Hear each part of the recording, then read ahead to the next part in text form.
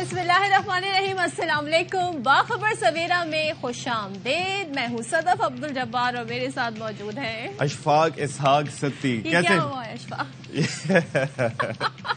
کیسی آپ سے ٹھاک ہے؟ میں ٹھیک ہوں۔ یہ آج موسم کی وجہ سے آپ کا موڈ اچھا ہے یا آپ اسکرین دیکھ کے آپ کا موڈ اچھا ہے؟ میں یہ دیکھ رہی ہوں آج ہم دونوں کی کلر جی almost similar they are not similar but are they from the same family? Same family, same family. چلیں جی، تو بارش انجوائے کی آپ نے آج کراچی؟ اچھا نہیں، بارش میں نے انجوائے نہیں کی، لیکن جب سڑکوں کا حال دیکھا and I was wearing sunglasses, حالانکہ آج سورج نہیں تھا لیکن وہ عادت بنی ہوئی ہے، صبح آنکھیں کھلنا بڑی مشکل ہوتی ہیں۔ تو وین آئی واز ڈرائیونگ تو میں نے کہا یار یہ سڑک گیلی ہے یا مجھے گلاسز کے شیڈ کی وجہ سے ایسا فیل ہو رہا ہے، لیکن سڑک گیلی تھی لیکن میں سمجھ نہیں پایا۔ پھر میں نے کچھ ویب سائٹس دیکھی، وہاں پر بھی کچھ ایز سچ اپڈیٹ نہیں ہوا تھا۔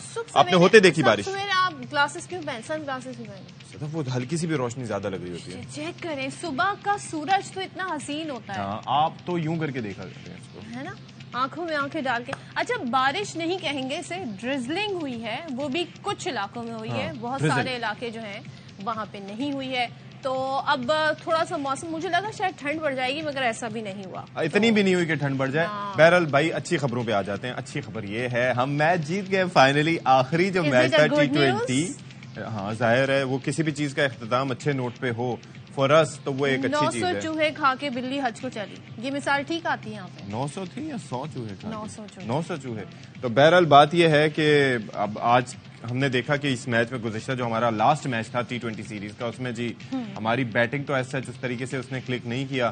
حسیب کو بھی ٹرائی کیا گیا بٹ ہی کوڈنٹ پرفارم، اس بیچارے کو ایک ہی میچ دیا گیا۔ نیوزی لینڈ نے تو اپنی ہلکی ٹیم کھلوائی نا، ہاں تھوڑی بہت، اتنی زیادہ نہیں، لیکن بہرحال پھر بھی ان کو لیس دین 100 پہ آؤٹ کرنا یہ ایک بڑا کمال ہے اور افتخار، جن کے اوپر پوری سیریز میں بھروسہ نہیں کیا شاہین شاہ افریدی نے۔ بیٹنگ پہ تو کرنے کی کوشش کی لیکن بیٹنگ میں وہ چل نہیں پائے پوری سیریز میں، بالنگ میں البتہ چل گئے۔ چلیں اب وہ چل گئے ہیں بالنگ میں، دیکھتے ہیں جی اب آگے کیا ہوتا ہے۔ اور خیر سیریز تو ہم ہار گئے خیر سے، اب ہم شامل کریں گے ٹاپ سٹوریز۔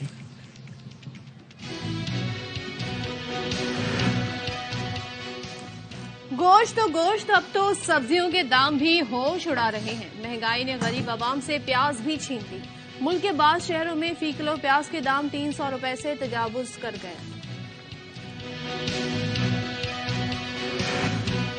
بلاول کہتے ہیں کہ پی ٹی آئی کے کارکن میرا ساتھ دیں، انتقام کی سیاست دفن کر دوں گا۔ پنجاب پر کبھی شہباز اور کبھی وسیم اکرم پلس مسلط کیا جاتا ہے، انہیں سمجھائیں لاہور ان کا نہیں میرا ہے۔ پاکستان میں 2 کروڑ 62 لاکھ بچے اسکول نہیں جاتے، وزارت تعلیم کی رپورٹ میں انکشاف۔ پنجاب میں اسکول سے باہر بچوں کی سب سے زیادہ 1 کروڑ 17 لاکھ تعداد ہے۔ اور کراچی کے شہری ہو جائیں ہوشیار، موٹر سائیکلوں پر نمبر پلیٹ لگوانے کا آج آخری دن ہے، کل سے ٹریفک پولیس ایکشن لے گی، موٹر سائیکل ضبط ہوگی۔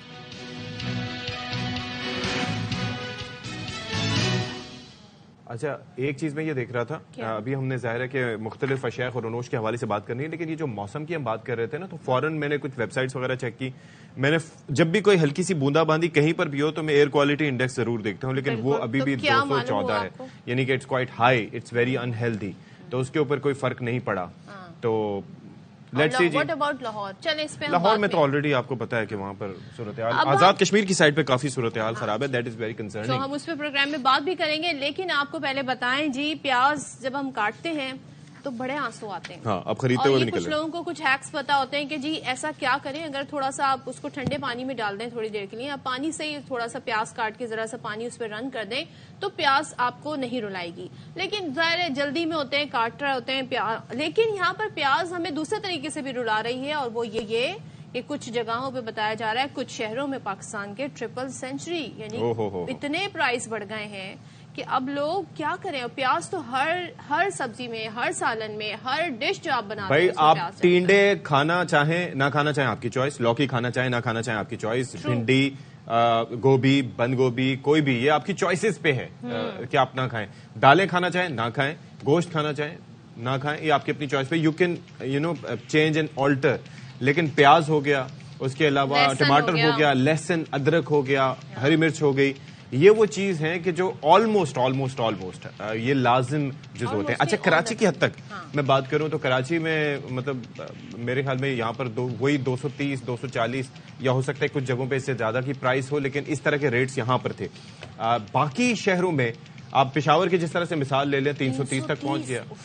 آئی مین یہ جو ایکسپورٹ ہو رہا ہے اور جس طریقے سے ایکسپورٹ ہو رہا ہے اس کی وجہ سے آپ یہ دیکھیے کہ ملکی ڈیمانڈ کو مد نظر نہ رکھتے ہوئے اور سپلائی کیا جا رہا ہے باہر, پیسہ بنا رہے ہیں یہاں پر سے لوگ, اور یہاں پر لوگ جو ہیں وہ سسک رہے ہیں. وہ پہلے کہا جاتا تھا پیاز کے ساتھ روٹی, اب روٹی بھی مہنگی. غریب کی غذا یہ بتا دی جاتی تھی پیاز کے ساتھ روٹی کھا لیتے ہیں, ہری مرچ کھا لیتے ہیں, ہمارا پیٹ بھر جاتا ہے. لیکن اب وہ بھی مشکل ہے. اب سوچیں اسلام آباد جیسے شہر میں بھی پیاز بہت مہنگی ہو گئی ہے. اور اسی طریقے سے اگر ہم مجموعی طور پر انفلیشن کی یعنی مہنگائی کی بات کریں تو ملک میں مہنگائی ادارہ شماریات کی جو رپورٹ ہے اس کے مطابق بتایا گیا ہے کہ ہفتہ وار رپورٹ کے مطابق مہنگائی کی مجموعی شرح بڑھ کر 44.64% پر پہنچ گئی ہے. اور اس میں یہ بھی بتایا جا رہا ہے جی کہ ہفتہ وار بنیادوں پر مہنگائی کی شرح میں 0.34% اضافہ ریکارڈ کیا گیا ہے. تو ایک ہفتے کے دوران 22 اشیاء بتائی گئی ہیں جو مہنگی ہیں. آٹ کی قیمتوں میں کمی ہوئی ہے. ٹماٹر 10 روپے 78 پیسے فی کلو مہنگے ہوئے. ٹماٹر کی فی کلو قیمت 150 سے تجاوز کر گئی. اب اس میں ایسے ٹماٹر بھی آتے ہیں اشراف جو انتہائی خراب ہو چکے ہوتے ہیں. لیکن یو کین آلویز چوز. میں تو اب لوگوں سے یہ کہوں گا کہ بھائی سبزی والے پہ انحصار نہ کریں, تھوڑے سے get your hands dirty especially when you are buying onion. آنکھیں کھلی رکھیں اپنی. پیاز اور آلو لیتے ہوئے آپ اپنے ہاتھوں کا خود استعمال کریں. باقی تو ٹماٹر وغیرہ صورتحال جو ہے وہ مینج کریں. اچھا میں نے سنا ہے کہ یہ صرف کراچی والوں کو اجازت ہے کہ آپ بھائی سبزی کو ٹٹول کے دیکھ لیں جی کیسی حالت ہے, کیسی ہے, فریش ہے کہ نہیں. لیکن آپ کے پی میں جائیں تو ایسا آپ کو الاؤ. اچھا پنڈی وغیرہ سائڈ پہ بھی یہ صحیح کہہ رہے ہیں, ہمارے دوست نے ہمیں ابھی بتایا کہ یہ اس طرح سے وہاں پر چکر کیا ہے. وہاں پر چکر کیا ہے؟ چکر یہ ہے کہ وہ آپ سے کہیں گے کہ ہاں بھائی پیاز لینا ہے, آلو لینا ہے, دھڑی چاہیے آدھی دھڑی. دھڑی مینز 5 کلو. اچھا دھڑی وہاں پر کہا جاتا ہے 5 کلو, اور آدھی دھڑی مینز 2.5 کلو. وہاں پر یہ اس کے حساب سے وہ اپنے حساب سے چن کے دیتے ہیں. اور یہی سلسلہ صرف سبزیوں کے ساتھ نہیں ہے, یہ بڑا یہ کرتے ہیں وہاں پر یہ, اور چونکہ ایک مناپلی بنی ہوئی ہے. اچھا جی, تو اب ملک بھر کے مختلف شہروں میں کیا صورتحال ہے یہ ذرا بات کر لیتے ہیں. تو ہمارے ساتھ پشاور, ملتان اور اس کے ساتھ ساتھ کوئٹہ سے ہمارے نمائندگان موجود ہوں گے. تعارف ان کا کروا دیتے ہیں. شہزاد محمود پشاور سے ساتھ ہے ہمارے. اچھا ملتان سے ہمارے ساتھ دانیال اقبال ہیں, اور عطیہ اکرام ہمارے ساتھ ہوں گی کوئٹہ سے. تو پہلے پشاور کا رخ کرتے ہیں کیونکہ وہاں پر جی سب سے زیادہ پیاز نے دھوم مچا رکھی ہے. دھوم ان دا سینس پرائز کے حوالے سے. شہزاد یہ کیا ہوا, ملک بھر میں ہم دیکھتے ہیں آلموسٹ سیم پرائز چل رہے ہوتے ہیں, پیاز نے پشاور میں کیسے ٹرپل سینچری کر لی؟ 310 330 350 یہ کیا معاملہ ہے؟ کیا ابھی تک نتیجہ اخذ کیا ہے آپ نے؟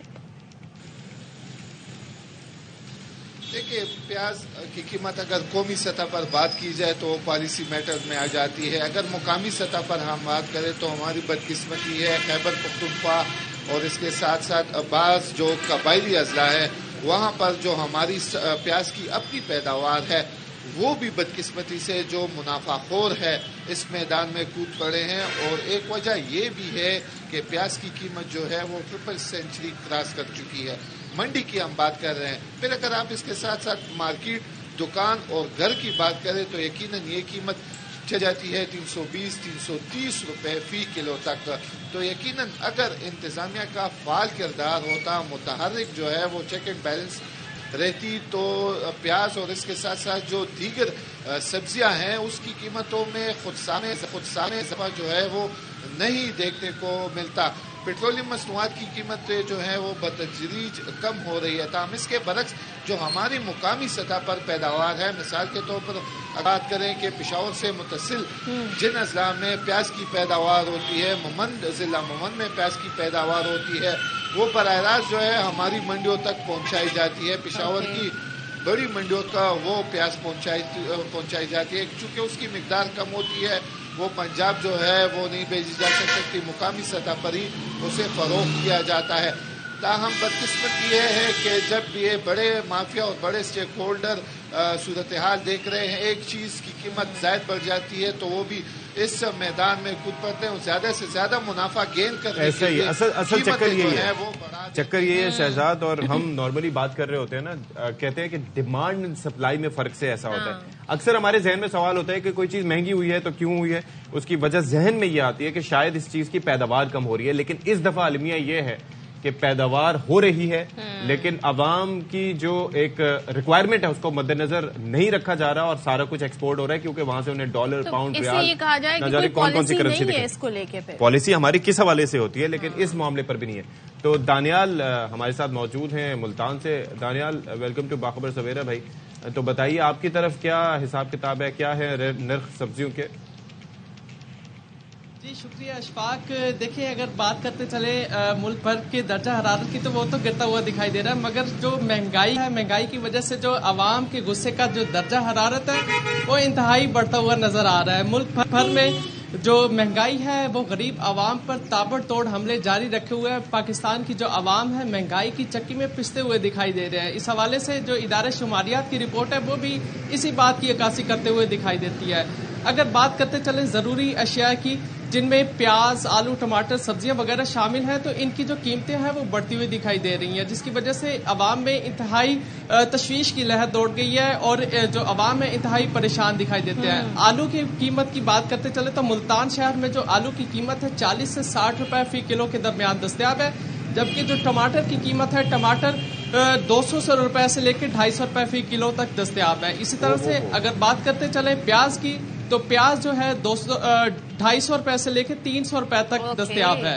और इसी तरह से अगर घी की बात करते चले तो जो घी है 500 रुपए से लेकर 550 रुपए फी किलो तक मुल्तान में दस्तयाब है। अगर कुकिंग ऑयल की बात कर ली जाए तो जो उम्दा क्वालिटी का कुकिंग ऑयल है वो 400 रुपए से लेकर 420 रुपए फी किलो तक दस्तयाब है। इसी तरह से अगर लो क्वालिटी के कुकिंग ऑयल की बात कर ली जाए तो वो 350 रुपए से लेकर 400 रुपए किलो तक दस्तयाब है। और इसी तरह से अगर चावल की बात कर ली जाए तो जो चावल है उम्दा क्वालिटी का वो चावल जो है दस्तयाब है। इसी तरह से अगर जो दूध और दही है, दूध 170 रुपए से 200 रुपए किलो तक दस्तयाब है। और जो वही है जो चल रहे हैं, फ्लक्चुएट होते भी रहते हैं ऊपर नीचे, लेकिन एकदम से जो जंप लगती है ना 200 से अभी 300 पे चले जाना, वो बड़ा हैरान कुन होता है। तो अतिया की तरफ चलते हैं और जरा पूछते हैं जी क्वेटा में क्या मामलात हैं, क्योंकि क्वेटा में मुर्गी का गोश्त 700 रुपए से भी ऊपर शायद जा रहा है। ये पूछ लेंगे। बाकी प्याज के वहाँ पे क्या प्याज आप लोगों को भी इसी तरह रुला रही है जिस तरह बाकी पेशावर में शहरियों को रुला रही है? एक तो काटते हुए रोते हैं, दूसरे महंगाई की वजह से भी रो रहे हैं। जी अतिया। जी बिल्कुल ऐसा है सदफ कि अगर प्याज की बात की जाए तो प्याज का जो खासा है कि इसको काटते हुए आंखों में आंसू आते हैं, लेकिन इस दफा प्याज को देखते हुए भी आंखों में आंसू आना शुरू हो गए हैं। प्याज ट्रिपल सेंचुरी कोयटा में भी करने जा रहा है। कोयटा वैसे ही जो है वो पाकिस्तान के महंगे तरीन शहरों में शामिल है, लेकिन यहाँ पर सबसे बड़ी बदकिस्मती वो ये है कि प्राइस कंट्रोल कमेटियों का वजूद है तो लेकिन ना होने के बराबर है। सब्जियों की कीमत की अगर बात की जाए तो आलू, प्याज ऐसी चीज है जो तकरीबन हर सब्जी के साथ एडजस्ट हो जाते हैं, लेकिन इनकी कीमतें इस कदर बढ़ गई और उसकी सबसे बड़ी वजह यह है कि प्याज बाहर स्मगल भी किया जाता है। अवाम की जरूरत को मद्देनजर नहीं रखा जाता और जो इंतहाई कम क्वालिटी वाला प्याज है, मतलब जिसकी दूसरी या तीसरी परत गली हुई होती है, वो आपको बाकायदा 200 से 250 रुपए फी किलो में मिल रहा है। और बाकायदा जो है वो रेडी फरोशों का कहना, प्याज फरोशों का कहना ये है कि प्याज की कीमत में मजीद इजाफा होगा क्योंकि मांग ज्यादा है और जो रसद है वो हमारे पास कम आ रही है, तो इसलिए प्याज की कीमत में मजीद इजाफा हो जाएगा। इसके साथ अगर दीगर सब्जियों की भी बात कर ली जाए तो वो भी तकरीबन ट्रिपल सेंचुरी करने के करीब है। मटर कोयटा में जो है वो 400 रुपए से ऊपर जा चुका है। उसके साथ साथ अगर हम गोश्त की बात करें तो मुर्गी का गोश्त जो है इसने एक ही दिन के अंदर जो 100 रुपए की छलांग लगाई है, 580 रुपए से अब 680 रुपए में मुर्गी का गोश्त बिकने लग गया है। उसकी वजह भी ये बताई जाती है कि जी पेट्रोल की कीमतों में इजाफे के बाद जो है पीछे से तो जो है वो मुर्गी महंगी कीमत में हमें मिलती है तो हम महंगी बेचते हैं। अब आवाम को ये समझ नहीं आती عوام کو صدف یہ سمجھ نہیں آتی کہ یہ کون سا پیچھا ہے جہاں سے چیزیں مہنگی آتی ہیں. کوئی میکنزم نہیں ہے, شہری بہت زیادہ پریشان ہے. اگر ہم یہاں پر دالوں کا بھی ذکر کر لیں تو چنا جو ہے, چنے اور مرغی کی قیمت جو ہے وہ کوئٹہ میں برابر چل رہی ہے. اگر کوئی چنا, سفید چنا خریدنے کے لیے جاتا ہے تو وہ یہ سوچ لیتا ہے کہ 600 روپے میں اگر میں نے 1 کلو چنا خریدنا ہے تو میں کیوں نہ مرغی کا گوشت خرید لوں. لوگوں کے لیے دال سبزی کا حصول بڑا مشکل ہو گیا. آٹے کی قیمت میں گزشتہ دنوں جو ہے وہ اضافہ کر دیا گیا. چلے جی, ٹھیک ہے عطیہ, وی گاٹ یور پوائنٹ عطیہ. مہنگائی بہت زیادہ ہوتی جا رہی ہے. اور شہزاد اور بھائی دانیال, آپ کا بھی بہت شکریہ کہ آپ ہمارے ساتھ موجود رہے. ہمیں تھوڑا سا آپ نے بتایا کہ کیا کیا سردی میں نکل کے مارکیٹ جانا اور پھر نرخ معلوم کرنا جس سے آپ کا پارا بھی ہائی ہو جائے اور سردی جو ہے لگ رہی ہے, کیا کمبینیشن ہے. دال, اور ہم لوگ ریٹس وغیرہ کی بات کرتے ہیں اور واقعی یہ بڑا کنسرننگ ہے کہ دال کے اور روٹی دال, گھر کی مرغی دال برابر, مطلب اس طرح کے کمپیریزن کیے جاتے ہیں. لیکن دالوں کے ریٹس بڑھ گئے. اب دال میں پلس پوائنٹ کیا ہوتا ہے صدف, کہ آپ آدھا پاؤ بھی دال لیں اور اس کے اندر 3 جگ بھر کے پانی ڈالیں تو اس کا ٹیسٹ پھر بھی ایسا بن جاتا ہے کہ آپ چاولوں کے ساتھ کسی بھی طرح سے اس کو مینج کر سکتے ہیں. گوشت کے ساتھ ایسا نہیں ہوتا. جو گھر کے جو مرد ہوتے ہیں نا وہ کہتے ہیں کیا دال نہیں کھانی, گوشت کھائیں, تو یہ ان کی بھی ڈیمانڈ. بھائی دال جو ہے نا اس کے اندر پہ پروٹین ہوتا ہے یار, یہ سمجھا کریں آپ. بس تو ٹیسٹ برڈز ہمارے ایسے ہیں نا, ہمیں چٹپٹا گوشت کھانا چاہیے. تو چلیں اب ویدر پر آ جاتے ہیں, موسم کا حال بتاتے ہیں. صبح سویرے یہاں تو موسم بڑا اچھا ہو گیا, خوبصورت ہو گیا, دکھنے میں سب اچھا لگنے لگتا ہے, کیونکہ دکھنے کو ویسے تو اچھا ہے نہیں کراچی شہر میں, لیکن جب موسم تھوڑا اچھا ہو جاتا ہے تو ہم اسی کو انجوائے درخت دھل جاتے ہیں, تھوڑا سا نکھار آ جاتا ہے. نکھار مطلب یہ ہے کہ پانی پڑ جاتا ہے, جو فضا میں معلق ذرات ہوتے ہیں وہ زمین پہ بیٹھ جاتے ہیں. اچھا, ہم نے کراچی پاکستان کی بات کر لی, تھوڑا نکلیں ذرا ملک سے باہر. آپ کو پتا ہے ہمارا شو صرف نیشنل نہیں ہے, انٹرنیشنل شو ہے. سو امریکہ کا تذکرہ کر لیتے ہیں جی, جہاں پر برف باری کا 20 سال کا ریکارڈ ٹوٹ چکا ہے. درجہ حرارت -33 تک گر گیا ہے. -33, امیجن کریں -33. معمولات زندگی بری طرح متاثر, ہمارے تو 15 ڈگری پہ متاثر ہو جاتے ہیں. اچھا, اب یہ ہے کہ it's very concerning as well کہ مختلف حادثات بھی پیش آئے ہیں جن میں اموات کی تعداد 83 تک جا پہنچی ہے. اس کے ساتھ ساتھ کینیڈا کی بات کریں تو کینیڈا میں بھی آپ کو پتا ہے کہ ایک کامن سی بات ہے کہ وہاں پر درجہ حرارت 30 ہونا اور اس سے زیادہ ہونا, لیکن بڑا مشکل ہے لوگوں کے لیے چیزیں مینج کرنا. کینیڈا میں اب یہ ہو رہا ہے کہ لوگ اس سیزن میں نا دوسرے علاقوں, دوسرے شہروں میں چلے آتے ہیں. ہاں جی. تو اب ان کی حکومت نے کہا ایسے کیسے ہو سکتا ہے. وہ ایک ایسی پالیسی لے آئیں کہ چاہے اب اپنے گھر پہ ہو نہ ہو, آپ نے ٹیکس دینے ہیں, چاہے وہ بجلی کی بل کی مد میں ہو, چاہے وہ رینٹ کی مد میں آئے ہو. تو یہ انہوں نے جی سختی کر دی ہے. لیکن ظاہر ہے لوگوں کو اب ایسی جگہ موو اس لیے کرنا پڑتا ہے کہ اب کیا کریں, گھر کے باہر برف ہے, پانی جم رہا ہے. پانی کو اکثر ویڈیوز ٹک ٹاک پہ میں دیکھ رہی تھی اور انسٹا پہ کہ وہ پانی ایسے انڈیل رہا ہوتے ہیں دوسرے برتن میں, اور جی وہ ابھی پانی اس میں گیا نہیں ہوتا دوسرے برتن میں کہ وہ جم گیا نہیں, وہ ویسے ہوا میں بھی پھینکتے ہیں تو وہ فریز ہو جاتا ہے. تو بہرحال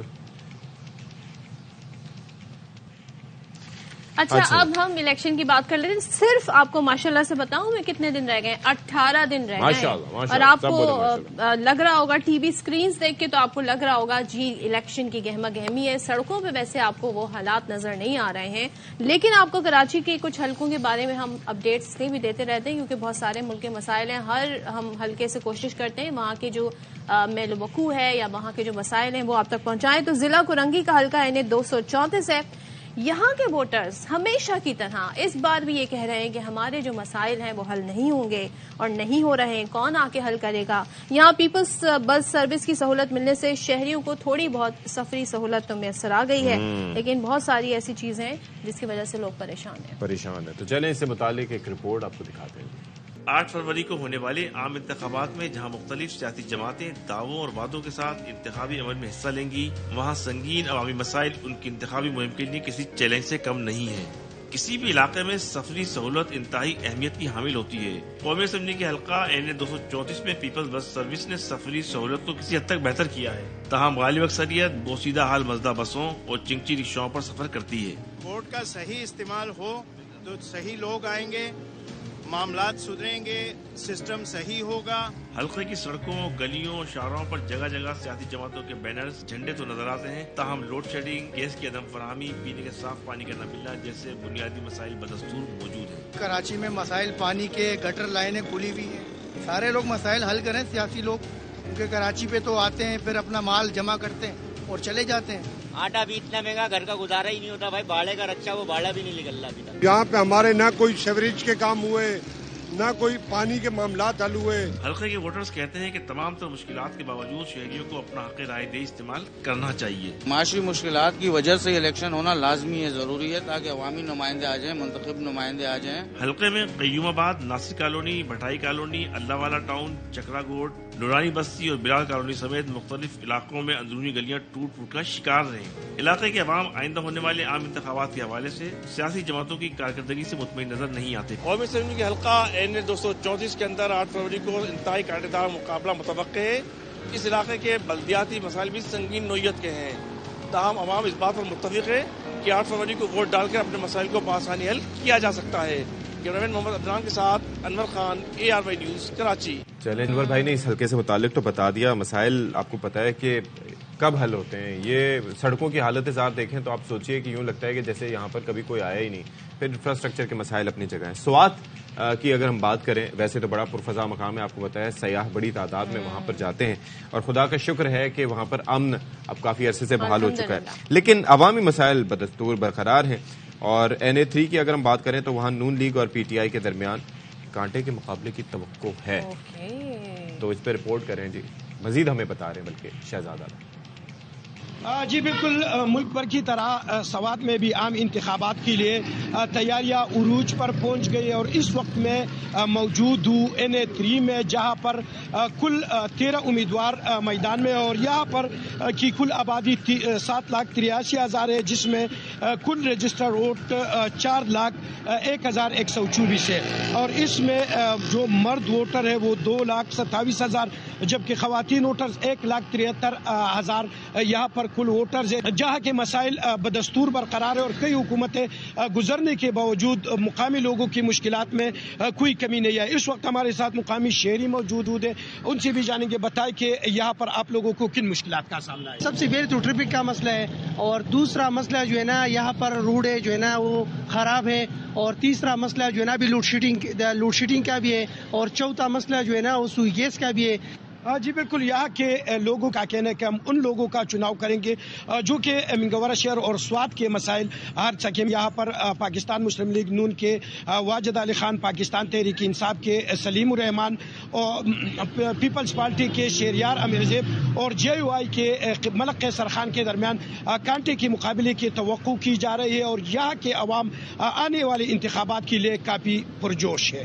جی جی، عوام پرجوش ہیں. دیکھتے ہیں کیا ہوتا ہے. اور بہت سارے اس الیکشن میں کچھ کہتے ہیں نا نئے ایلیمنٹس ہیں. ایک جماعت ہے، ان کا انتخابی نشان چلا گیا ہے، تو ان کے جو امیدوار ہیں وہ آزاد ہیں اور ان کے پاس مختلف انتخابی نشان ہیں. میری بات سنیں، اگر آپ امیدوار ہوتی ہیں، آپ کا انتخابی نشان کیا ہوتا ہے؟ مجھے الاؤ ہوتا کہ میں اپنی مرضی کا چوز کر ویسے ہی آپ کون سا امیدوار ہیں؟ ہائپوتھیٹیکلی میں کراؤن لیتی، جی تاج لیتی میں. ایسی کیا بات ہے؟ اسی لیے کسی نے امیدوار نہیں بنایا. ان کو بریک لیتے ہیں جی، ڈائمنڈ لے لیتی.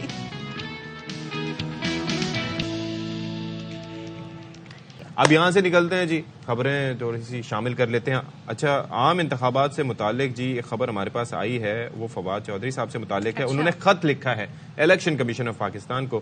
ان کے بھائی Faisal Chaudhry advocate election commission میں جمع کرائیں گے. انتخابات ایسے ہو رہے ہیں کہ اس حوالے سے کچھ انہوں نے لکھا ہے، وہ بھی میں آپ تک پہنچاؤں گا. اور آئین جمہوریت کے اساس ہے اور ریاست کا اقتدار عوام کی امانت ہے. الیکشن کمیشن نے پہلے خلاف آئین پنجاب اور KP میں انتخابات نہیں کرائے. مجھے گرفتار کر لیا گیا تاکہ میں خود ہی انتخابات سے دستبردار ہو جاؤں. اچھا، نئی مشرف بٹ ہمارے ساتھ ہیں، ذرا ان سے ہم جان لیتے ہیں کہ بھائی اس خط میں پورا متن کیا ہے، لب لباب کیا ہے. تو نعیم ذرا بتائیے گا، کافی طویل خط لگ رہا ہے یہ.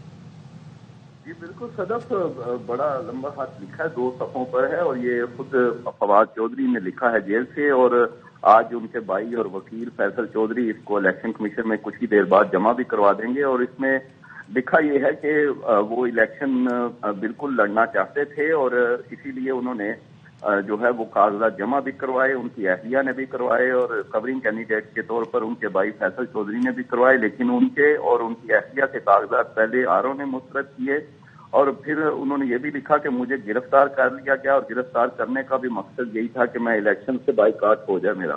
میں نہ لڑ سکوں. دوسرا انہوں نے لکھا ہے کہ اس میں ایک اہم پنجابی کا جملہ لکھا کہ یہ ایسے ہی الیکشن ہو رہے ہیں کہ جیسے سنیاں ہو جن گلیاں مرزا یار پھرے, یعنی وہ اشارہ دے رہے ہیں میاں صاحب کی طرف کہ یہ سب کچھ ان کے لیے ہو رہا ہے اس الیکشن میں, اس لیے وہ جو ہے وہ حصہ نہیں لے سکتے. اس کے بعد انہوں نے لکھا ان کے کاغذات جمع کروانے جب ان کا چھوٹا بھائی فراز چودھری گیا تو اس کو بھی گرفتار کر لیا گیا اور اس کو کہا گیا کہ اب تم نے جیلم دوبارہ نہیں آنا. پھر اس کے بعد انہوں نے کہا کہ ایزی پیسہ کے اکاؤنٹ جیسے معاملات پر ان کے کاغذات مسترد کیے گئے کہ آپ کے ایزی پیسہ کا اکاؤنٹ جو ہے وہ ظاہر نہیں کیا گیا. اس سے دل برداشتہ ہوئے اور انہوں نے کہا حالانکہ دیکھیں اشفاق ان کے پاس سپریم کورٹ کا دروازہ بھی کھلا تھا, وہ جا سکتے تھے, لیکن وہ انہوں نے کہا کہ اب فائدہ نہیں ہے جب پہلے سے چیزیں طے ہوں. اور نتائج تک انہوں نے لکھا کہ یہ ہمیں لگ رہا ہے کہ نتائج بھی جو ہیں وہ طے ہیں, اس لیے وہ اور ان کا سارا گروپ جس میں فیصل چودھری بھی شامل ہیں جن کے کاغذات منظور بھی ہوئے تھے فیصل چودھری کے, لیکن انہوں نے کہا کہ ہم سب جو ہیں وہ بائیکاٹ کر رہے ہیں اس الیکشن کا جو کہ پہلے سے اس الیکشن کا ہمیں پتا ہے, ہمیں اس میں جانے کا کوئی فائدہ نہیں. یہ بھی انہوں نے لکھا کہ اسی الیکشن کمیشن کا لکھا ان کے خلاف بھی ہے کہ آپ نے پہلے کے پی اور پنجاب میں بھی انتخابات نہیں کروائے, آئین کی خلاف ورزی ہوئی, اور اب بھی جو الیکشن کمیشن کر رہا ہے اپنی ذمہ داری پوری نہیں کر رہا, اس لیے وہ ایسے انتخابات میں نہیں جائیں گے. پھر انہوں نے اینڈ پہ یہ بھی لکھا کہ اس انتخابات کے نتیجے میں جو کہ ہو رہے ہیں جس طرح کے ہو رہے ہیں جو حکومت بنے گی اس کا نہ ہی اخلاقی اور نہ قانونی کوئی مینڈیٹ ہوگا, اور یہ جو ہے انہوں نے کہا کہ اس انتخابات کا بالکل انہوں نے حصہ نہیں, ان کا انہوں نے یہ کہا کہ وہ اس انتخابات کا حصہ نہیں بننا چاہتے. بہت ساری اس میں انہوں نے ریزنز دی ہیں, لیکن یہ خط انہوں نے لکھا ہے الیکشن کمیشن کو. لیٹس سی الیکشن کمیشن اس کا کیا جواب دیتا ہے, اور پہلی بار آئی تھنک اس طرح خطوں کی دعوت الیکشن کمیشن کے لیے ہوئی ہے. تو تھینک یو سو مچ نئی مشرف بٹ اس خبر سے آگاہ کرنے. اچھا جی, اب کچھ سارا کراچی کی صورتحال کی بات کر لیتے ہیں کہ نگراں دور جب سے آیا ہے تو ہم سوچ رہے تھے کہ توقعات تھوڑی سی بہتر ہوں گی, توقعات اس اعتبار سے ہوں گی کہ شاید امن و امان کی صورتحال بہتر ہو, فوکس کرنے کا موقع ہوگا. اب یہ ہے کہ آج کل ہو یہ رہا ہے کہ اسٹریٹ کرمنلز دندناتے پھر رہے ہیں, اور گزشتہ ہفتے ڈاکوؤں نے میٹرک کے 2 طلباء کو موت کے گھاٹ اتار دیا تھا. کورنگی زمان ٹاؤن کی اگر ہم بات کریں تو وہاں پر گھر کے سامنے آیان نامی طالب علم کو گولیاں مار دی گئی تھیں, اور پھر وہ تعلیم بھی حاصل کرتا تھا, کارخانے میں کام بھی کرتا تھا. اچھا, پھر مواج کوٹ میں بھی ڈکیتوں نے فائرنگ کی اور ایسے میں میٹرک کے طالب علم مزمل کو قتل کر دیا. اچھا, پھر 16 جنوری کو ایک واقعہ پیش آیا سی ویو پر, بیوی کے سامنے شوہر کو قتل کر دیا گیا تھا. نوبیاہتا جوڑا تھا, کچھ دن پہلے ان کی شادی ہوئی تھی. تو یہ بڑا کنسرننگ ہے. تو جی اب ان واقعات کے بڑھنے کی وجہ سے ظاہر ہے اب کنسرن ہوا ہے. تو نگراں وزیر اعلیٰ جسٹس ریٹائرڈ مقبول باقر نے آئی جی اور ڈی آئی جی رینجرز کو خط لکھ کر کافی غم و غصے کا اظہار کیا اور کہا ہے کہ ڈاکٹر, صحافیوں, تاجروں کی زندگیاں اور مال خطرے میں ہیں. اس صورتحال پر قانون نافذ کرنے والے ادارے خاموش کیوں ہیں اور جرائم کو روکنے کے فوری اقدامات کیے جائیں. تو انہوں نے باقاعدہ طور پہ جی لوگوں سے کہا ہے کہ یہ کیا یہ ہو رہا ہے اور کہاں ہے پولیس, جی کیا اس پہ بات کر لیتے ہیں. اب ہمارے ساتھ موجود ہیں نگراں وزیر داخلہ سندھ بریگیڈیئر ریٹائرڈ حارث نواز صاحب. السلام علیکم جی, and thank you so much for joining us Haris Nawaz صاحب. میں پہلے یہ جاننا چاہ رہا ہوں کہ یہ معاملہ ظاہر ہے کہ یہ قلمدان وزارت کا آپ کے پاس ہے اس وقت, ظاہر ہے نگراں سیٹ اپ ہے, اس کے اوپر وزیر اعلیٰ صاحب نے, ان کا اختیار تو ہے لیکن انہوں نے براہ راست آئی جی صاحب اور ڈی جی رینجرز کو خط لکھا ہے اس معاملے پہ. وجہ کیا ہے اس کی کہ انہوں نے براہ راست ان سے بات کرنا مناسب سمجھا؟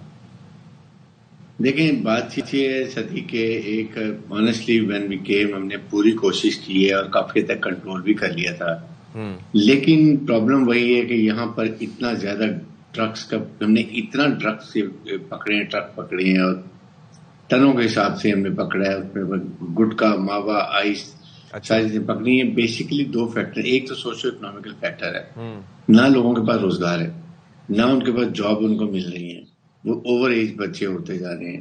اب مجھے بتائیے کہ وہ کیا کریں گے جب ان کے پیرنٹ بوڑھے ہیں, بہن کی شادی کرنی ہے, بھائی کی تعلیم ہے اور اس کے بعد جاب نہیں ہے, تو وہ ظاہر ہے کہ ان چیزوں میں لج ہوتے ہیں. لیکن ہم نے آنے کے بعد تمام پولیس کو کافی چینج کیا ہے, میرٹ پہ پوسٹنگ بھی کی ہیں, لیکن اتنا سسٹم خراب ہو چکا ہے. یقین کریں کہ ہم نے اس کے باوجود کوئی 85 to 90 ہم نے ڈیکوائٹس کو مارا ہے انکاؤنٹرز کے اندر. اچھا, اور اس سے زیادہ ہم نے جو ڈیکوائٹس انجرڈ کی ہیں. پرابلم یہ ہے کہ ان کو پکڑا جاتا ہے, اس کے بعد پروسیکیوشن پہلے ویک ہوتی تھی کہ وہ 10-15 دن کی سزا ملتی تھی, چھوڑ دی جاتی, جبکہ سزا میکسیمم 7 سال ہو سکتی ہے. اب ہم نے انویسٹیگیشن بھی چینج کی ہے, ہم نے پروسیکیوشن امپروو کی ہے, ہم نے یہاں تک ایک کالم بنا دی ہے کہ ایک مجرم نے کتنی دفعہ پہلے اس کو سزا مل چکی ہے, تاکہ کم از کم اس کو سزا تو 5 سے 7% ملے. ہوتا یہ ہے کہ جب فوراً باہر آ جاتے ہیں, انکریج ہوتے ہیں, دوبارہ کرتے ہیں, تو اب یہ اس کا اثر کچھ اچھے بتائے گا جب ان سب کو کیس فائنلائز ہوں گے. میں بیسکلی ایک چیز جاننا چاہ رہا تھا کہ یہ ظاہر ہے کہ آئی ایم گلیڈ کہ یو آر انڈرسٹینڈنگ اٹ کہ سوشو اکنامک فیکٹر ہے, لیکن جب وہ کوئی مرڈر کر دیتا ہے تو اس کے بعد وہ ہمدردی کا ایلیمنٹ یا کوئی کسی کو لوٹ لیتا ہے تو وہ بھی تو غریب ہی غریب کو لوٹ رہا ہے نا. ظاہر ہے پیشہ ور, اور جو لوگ بلٹ پروف گاڑیوں میں یا جو لوگ اپنے گارڈز رکھ سکتے ہیں ان کو تو کوئی نہیں لوٹتا, عام آدمی کوئی لوٹتا ہے. ایک تو یہ, دوسرا یہ ہے کہ میں یہ جاننا چاہ رہا تھا کہ are you guys on the same page. میرا بیسک کویشچن یہ تھا کہ آپ ظاہر ہے کہ یہ قلمدان آپ کے پاس ہے, امن و امان کی ذمہ داری ویسے آپ کے پاس ہے, صوبے کے سربراہ تو وزیر اعلیٰ ہوتا ہے, لیکن پھر بھی انہوں نے براہ راست جو انٹریکٹ کیا ان کے ساتھ, اس کی ریزن کیا ہے؟ He could have asked you, he could have spoken to you. نہیں بائی پاس نہیں ہے. Actually chief minister can write to D G اور آئی جی پولیس, کمیونیکیشن بھی رہتا ہے.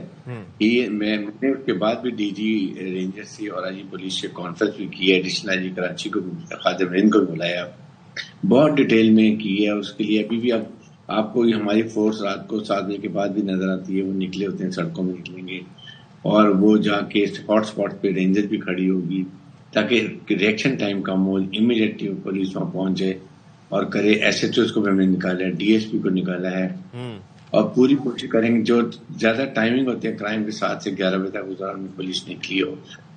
اور اس کے بعد ان کو بھی ہم نے کافی حد تک پکڑنا بھی شروع کیا ہے. ان کے جو سسپیکٹس ہیں ان کو بھی ہم نے اریسٹ کرنا شروع کر دیا ہے تاکہ اس کو کر سکیں. لیکن آنیسٹلی اتنا سسٹم خراب ہو چکا ہے, اتنے حالات بگڑے ہوئے ہیں کہ جتنی بھی آئی واز ویری کانفیڈنٹ کہ ہم ان کو کنٹرول کریں گے. ہم نے کنٹرول کیا بھی تھا, ہم نے اتنا اسمگلنگ روکی ہے, اتنے نارکوٹکس کو روکا ہے, اس کے بعد اتنا بلینس کی تعداد میں ہم نے یہ اسمگلڈ گڈ کو. لیکن یہ جو موبائل اور اسنیچنگ اور اس طرح سے بھی لوگ جو 2 طالب علم جن کو میٹرک کے طالب علم تھے ان کو مار دیا, یہ بڑا سی ویو والا واقعہ, حالانکہ وہاں تو پولیس ہوتی ہے سی ویو پہ, تو یہ ہم تو سمجھ رہے تھے جگہ جگہ پولیس نظر آتی ہے, تو وہ بھائی آپ نے کہا بھی تھا کہ آپ سران بھی نظر آئیں گے, لیکن ایٹ لیسٹ ہمیں کہیں پولیس موبائل نظر آتی ہے, اس پہ ان واقعات کا ہونا.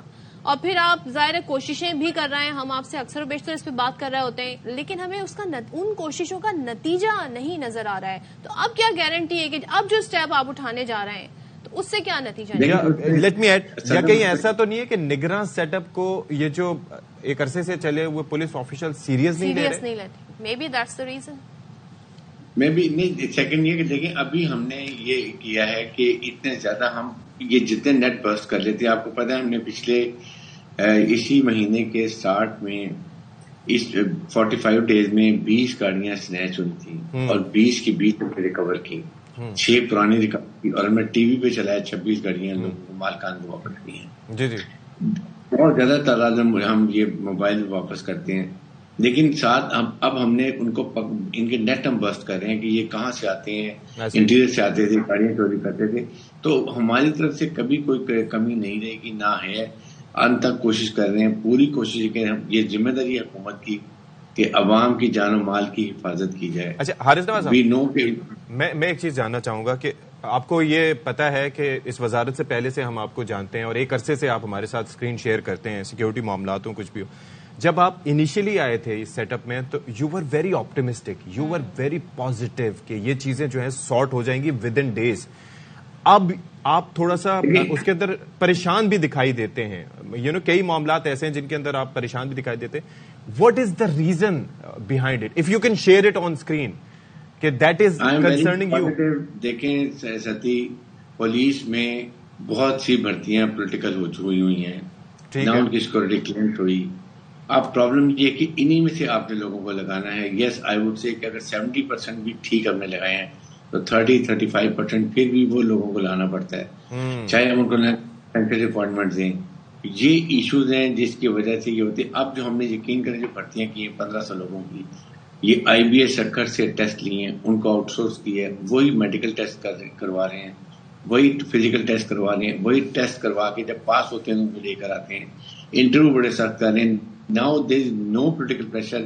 ہم نے یہ بیسٹ بھرتی ہیں کہ یقین کریں میں نے ایز اے ہوم منسٹر ایک بھی سپاہی تک نہیں کسی کو کہا کہ اس کو بھرتی کریں, ناٹ اس لیے کہ میرٹ پہ چلیں. اور ابھی ہم نے بڑا IG police is very good, DG range is trying his best, لیکن جو سسٹم پہلے خراب ہو چکے تھے اس کو ٹھیک کرنے میں ٹائم ہوگا. This what I have realized. ابھی بھرتیاں ہر لحاظ سے ہم نے میرٹ پہ کی ہیں, کوئی اس پہ نیپوٹزم نہیں ہے, کوئی پولیٹیکل پریشر نہیں لینا. لیٹس ہوپ کہ اس کا رزلٹ بھی سامنے ہے. Let's hope so much. Brigadier retired Osama صاحب بات کر رہے تھے, اور جی اس پہ اتنا کنسرن ہے کہ وزیر اعلیٰ نے خط بھی لکھا ہے. اب دیکھتے ہیں جی کیا نتیجہ اس کا نکلتا ہے. چلیں جی ایک بریک لیتے ہیں.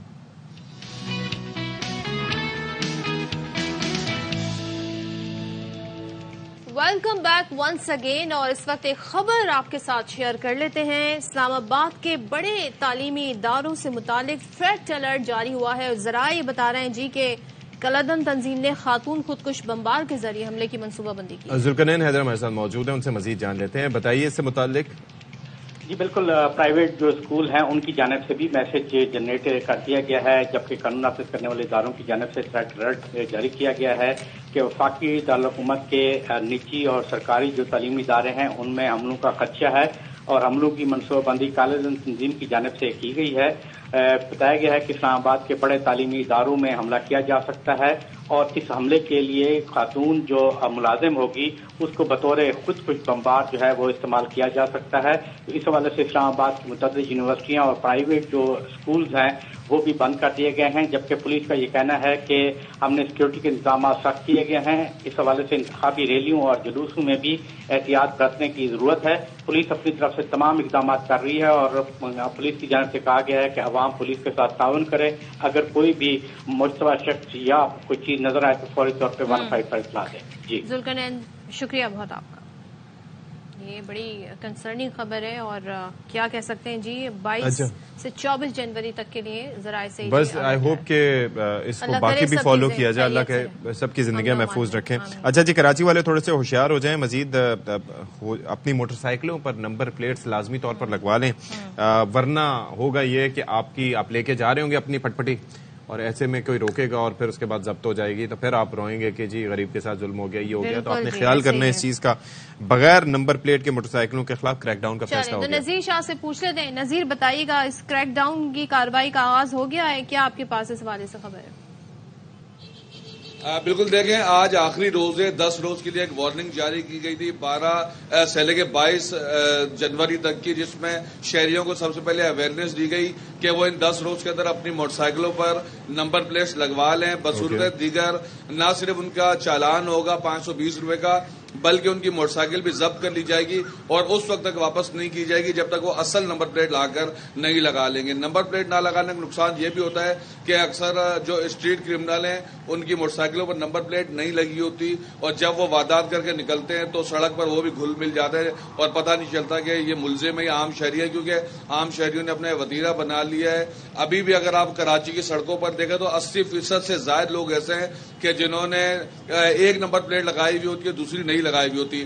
تو اب دونوں نمبر پلیٹیں آگے اور پیچھے لگانا لازمی ہے, کیونکہ کراچی میں جو کمانڈ اینڈ کنٹرول سسٹم یا جو کیمرہ سسٹم آہستہ آہستہ اپ گریڈ ہوتا جا رہا ہے, تو کوئی بھی افینس ہوتا ہے یا حادثہ ہوتا ہے یا کوئی واردات ہوتی ہے تو اگلی اور پچھلی نمبر پلیٹ جب تک ٹریک نہیں ہوگی تو اس شخص کے بارے میں پتہ نہیں لگایا جا سکے گا, اور کل سے اس مہم کا باقاعدہ آغاز کیا جائے گا. تھینک یو سو مچ.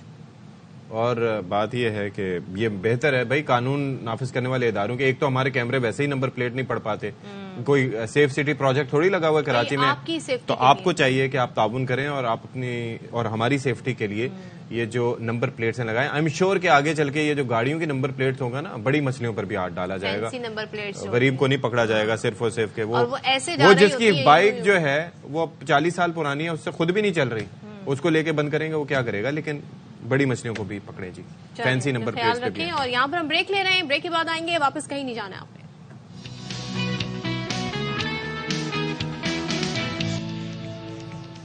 سجنوں تے مترو, ایک بار پھر سے آپ سب کا بہت بہت خیر مقدم ہمارے پروگرام باخبر سویرا میں.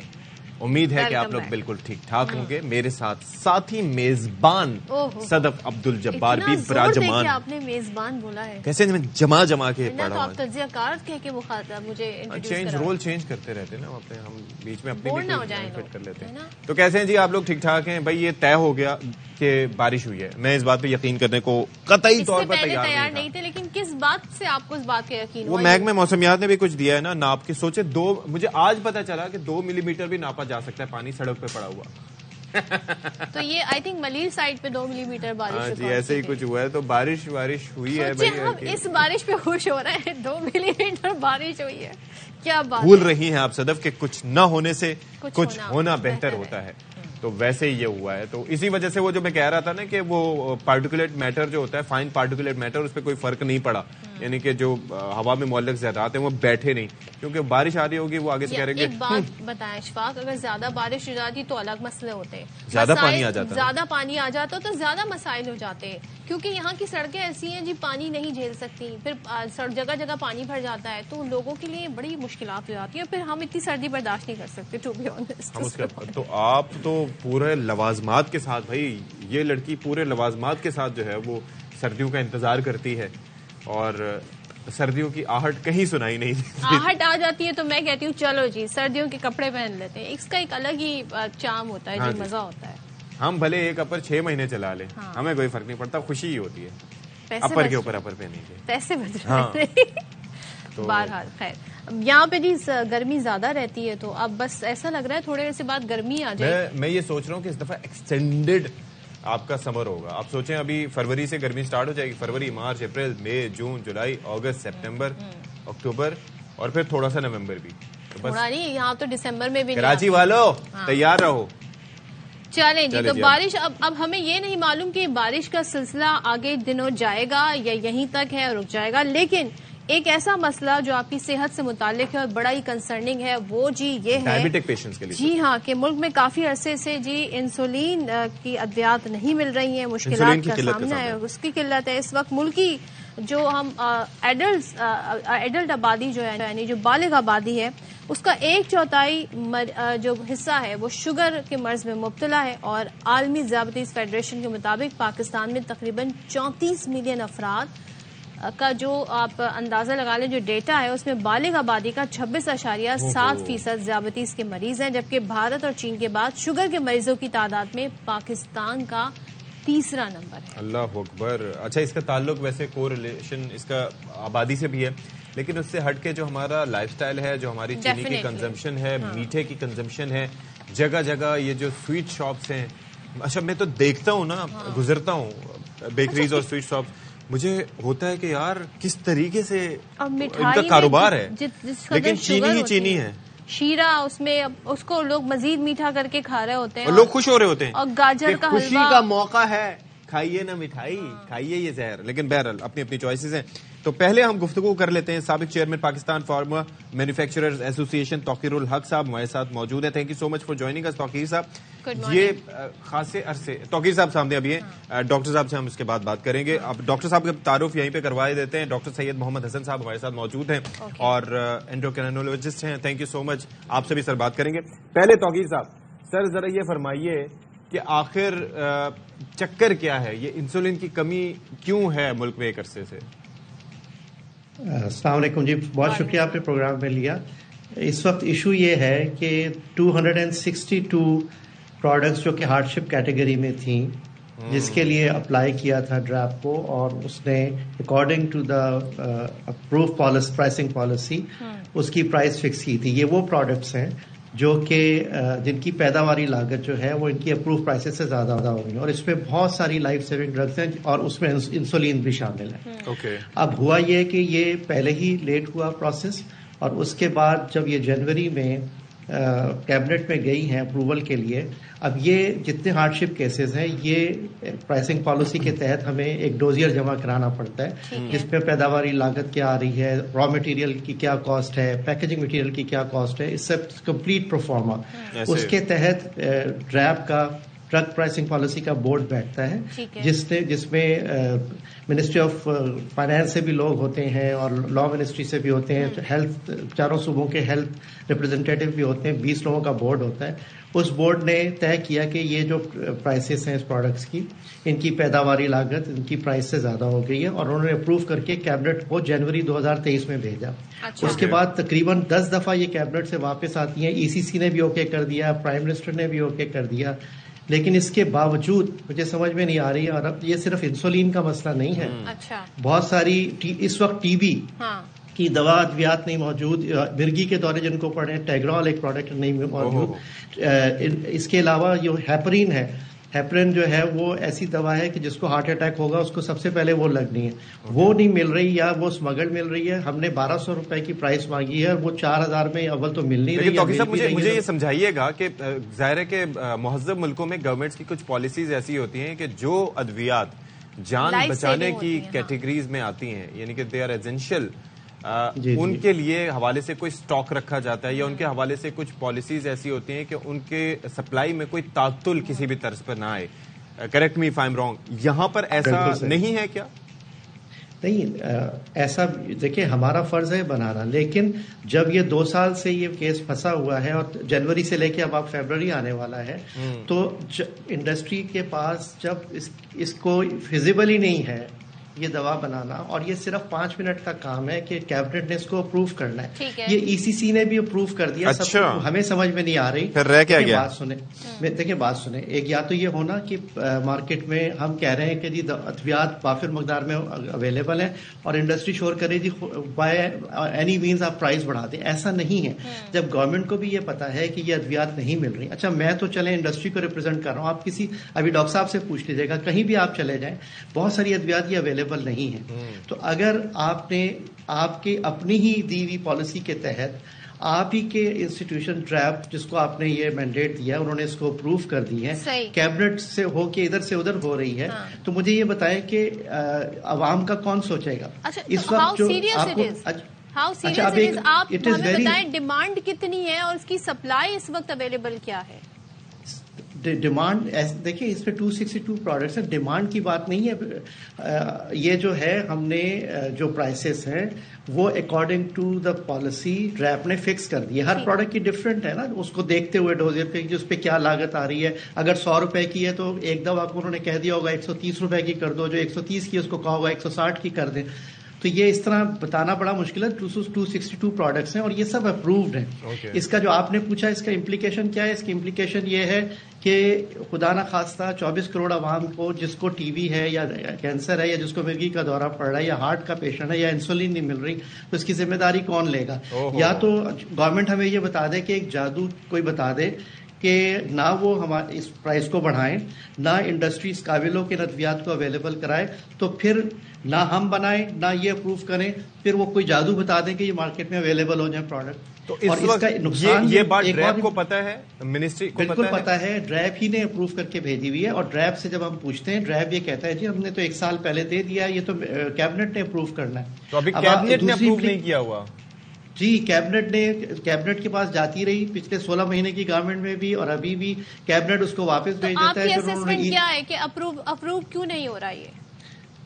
मेरे ख्याल ये पहली तो बात ये है कि हम पिछली गवर्नमेंट तो हम ये समझ रहे थे कि जब चूंकि ये लेट हो गया प्रोसेस, तो ये डर ना हो पिछली गवर्नमेंट को कि जी दवाइयों की कीमतें बढ़ जाएंगी, ठीक है। और लेकिन इस गवर्नमेंट को तो ये इशू भी नहीं होना चाहिए। देखिए, आप अगर गवर्नमेंट ये समझ रही है कि आवाम कहेगी कि प्राइसेस बढ़ गई, लेकिन गवर्नमेंट ये नहीं समझ रही कि उसकी रेपुटेशन कैसे खराब हो रही है कि एक हेल्थ क्राइसिस आ गया, हेल्थ क्राइसिस आ गया है, और ये अद्वियात अगर अवेलेबल नहीं है तो लोगों की जान को खतरा है। अब आप मुझे ये बताएं, देखें जब प्राइसिंग पॉलिसी 2018 से पहले नहीं थी, जब 2018 में प्राइसिंग पॉलिसी आई तो 3 कंपनीज ने अपने आप को WHO क्वालिफाई किया, दो कंपनीज फिक्स क्वालिफाइड हो गई, लोगों ने इन्वेस्ट करना शुरू किया। बिल्कुल, आपको पॉइंट आ गया कि जाहिर है अब अपनी सियासत बचाने के चक्कर में लोगों की जिंदगियां तो दाव पे ना लगाएं। लेकिन अब केयर टेकर्स का तो ये भी इशू नहीं है ना, केयर टेकर यही वो पॉइंट रेस कर रहे थे। तो अब जाहिर है इसी पर बात कर लेते हैं कि अब ये शुगर पेशेंट हैं, ये क्या करेंगे? इंसुलिन नहीं मिल रही है, एक चक्कर नहीं है अभी। उन्होंने जिस तरह हम तो इंसुलिन की बात कर रहे थे, लेकिन हार्ट पेशेंट्स के लिए हेपरिन और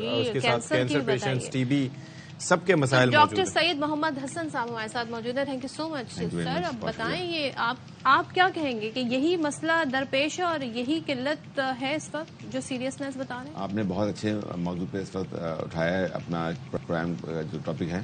دیکھیں پاکستان میں تقریباً 3 کروڑ سے زیادہ افراد کو شوگر ہیں.